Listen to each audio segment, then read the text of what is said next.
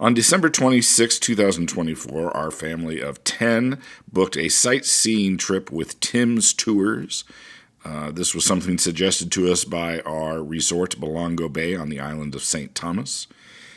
Tim has an open safari truck that seats about 24 people, and the tour was going to sort of show us all over the island and take us to a beach. Tim was awesome. His driving skills and getting in and out of these very narrow spaces was absolutely amazing, and his knowledge of the island and specifically the plant life on the island was something that was just awesome. So the first thing we did is at 10 a.m. we loaded up into Tim's Safari, and he took us downtown Charlotte Amalie, where we got to see the sights and do a little shopping.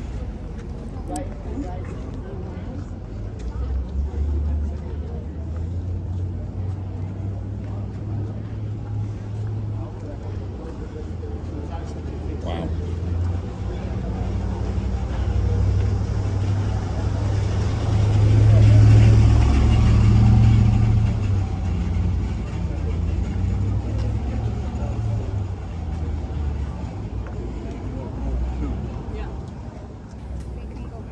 Charlotte Amalie is a very cool place. It still has a lot of the Danish style architecture, these very narrow streets. This part of the town is very high-end jewelry, not necessarily the t-shirt shops we're used to. Pretty soon we hopped back on with Tim. Tim had filled up the rest of his safari truck with more passengers. We paid $50 a person to ride around with Tim all day. If you would have taken taxis to all the places that he took us, it would have cost far more than that. These are some of the roads that are kind of hard to maneuver, and by the way, you drive on the wrong side. Even though the steering wheel is still like an American car, you drive on the left side of the road. So that was a little weird.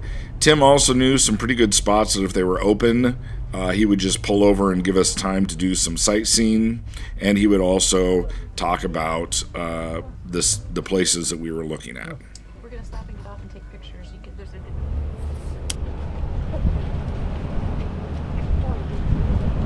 So listen up very carefully because I'll be giving you guys lots of information. It's not going to be a test, you're on vacation. This area here called Mapole, and it's a small hotel with a lovely restaurant over the city.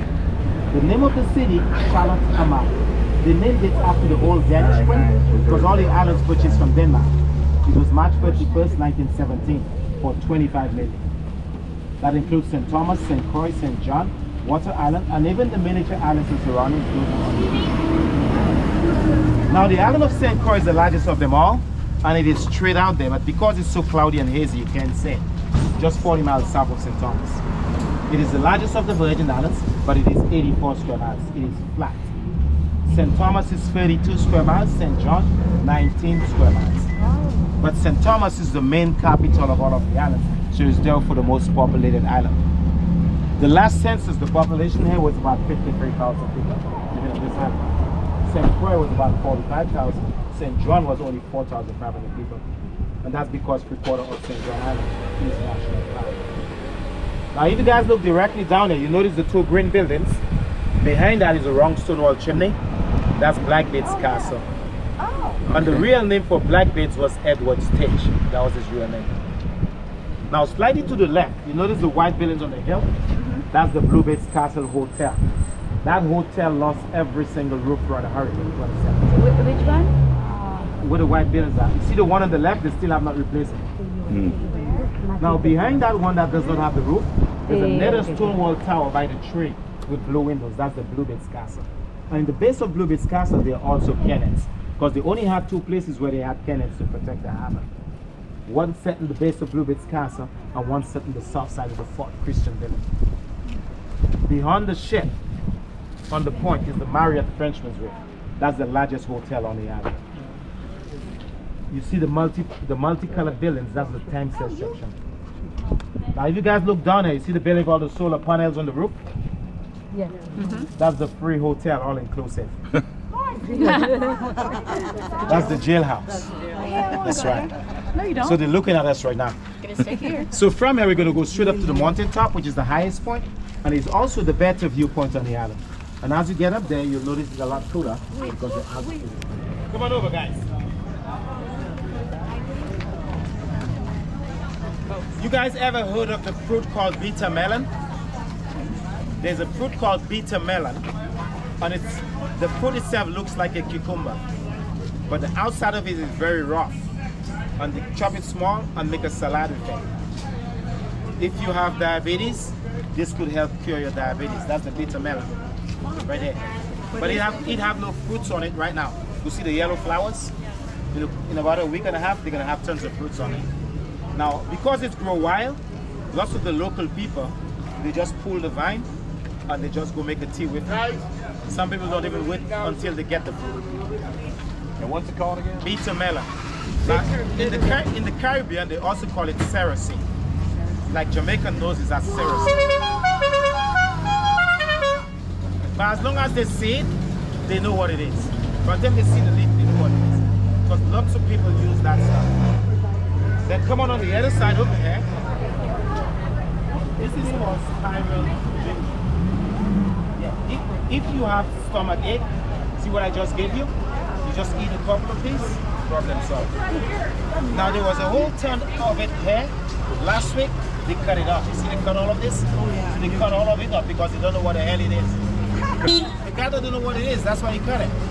So I had to go to him and tell him, do not cut it because you yourself will let it. Yeah, it's called spiral ginger. Now tomorrow, when I come back here tomorrow, this same one will have that on it again. Yeah. If they did not cut it, most of you would get one. Now, the day that we booked our Tim's tour, there were 6 very large cruise ships in the different ports in St. Thomas. And that really changes the vibe of the city. It was an extra 20,000 people on the island this day. So this Tim's tour did seem a little bit rushed, but I know that it had a lot more to do with just the issues of having all those cruise ships.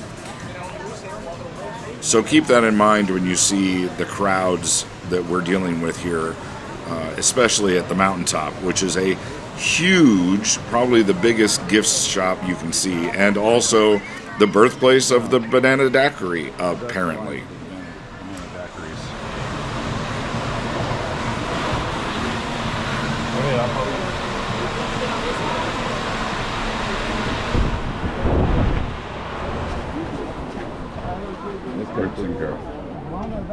Yeah, that's an iguana on the branch right there. The first thing that greeted us at the Mountaintop was this iguana way high in a tree. Kind of scary that they can climb like that.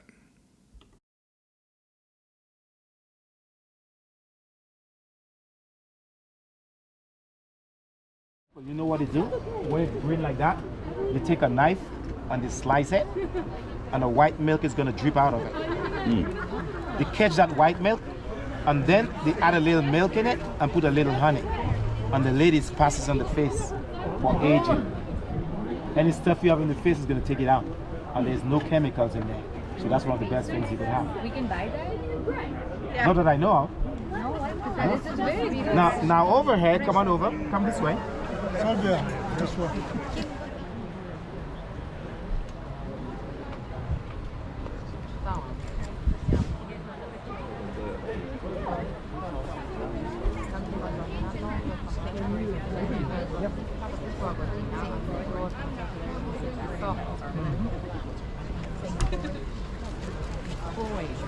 Toby, aparte tuyo es más alta. Sorbime.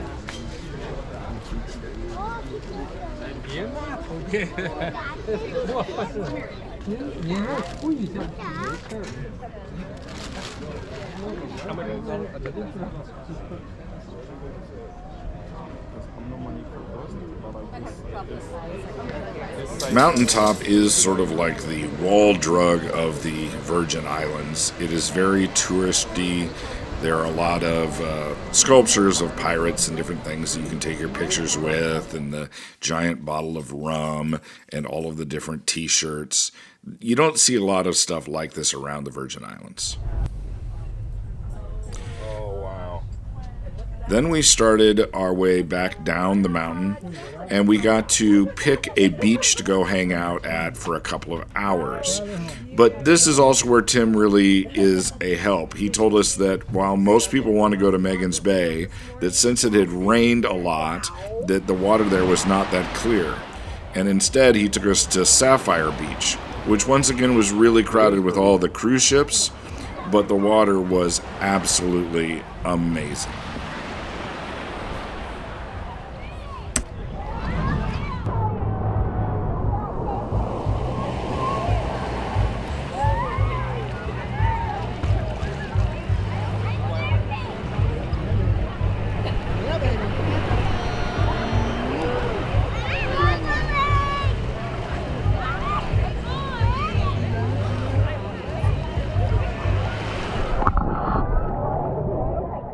You never know what to expect in the Virgin Islands. Here are a couple of inflatable gingerbread people that just happened to be walking on the beach.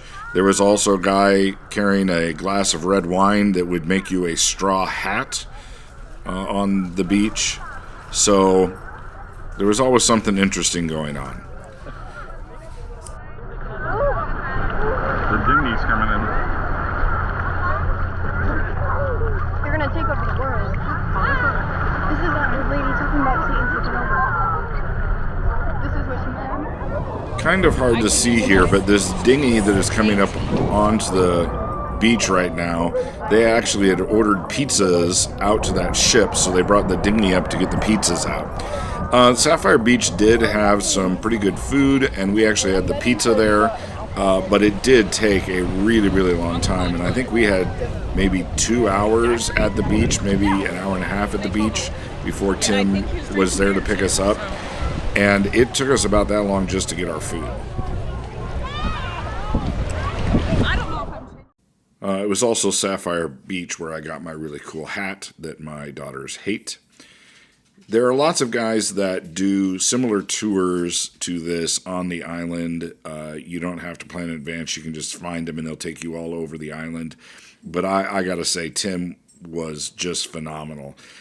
We later on went over and sort of tried to recreate this on St. John. And the driver over there was nice, but certainly not as good as Tim. So if you get to St. Thomas and you're going to do a trip like this, by all means look up Tim's tour. One of the highlights of our experience.